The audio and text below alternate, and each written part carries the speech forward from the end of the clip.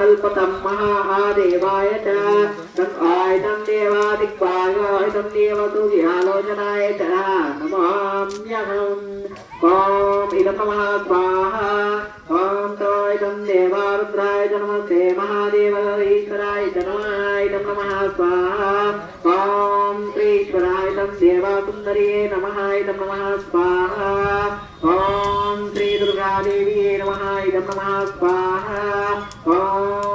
दुर्गादेव्यै नमः इदं नमः स्वाहा ॐ दुर्गादेव्यै नमः इदं नमः स्वाहा ॐ त्रेतं देवारुद्रायै नमो नमस्ते नमो ईश्वराय तं सर्वेश्वरी इदं नमः स्वाहा ॐ नमः ग्रहादेवाय तं देवावायामि स्थापयामि पूजयामि ॐ इदं नमः स्वाहा ॐ महागोत्मसङ्काशङ्काशपे महाद्योतिं समौरिं सर्वपापानि प्रणतोऽस्मि दिवाकरम् इदं नमः स्वाहा मेरु ओम सूर्याय नमः इदं नमः स्वाहा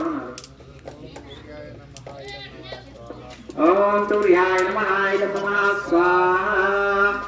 शङ्काशपे महाद्योतिं समौरिं सर्वपापानि प्रणतोऽस्मि दिवाकरम् ओम इदं नमः स्वाहा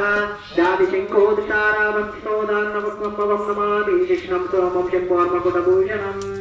इदं नमः स्वाहा धरणीगर्भसम्भूता विद्युत्कान्तिसमप्रभं कुमारं सिद्ध्यास्तं तं मङ्गलं प्रणमाम्यहम् इदं नमः स्वाहा।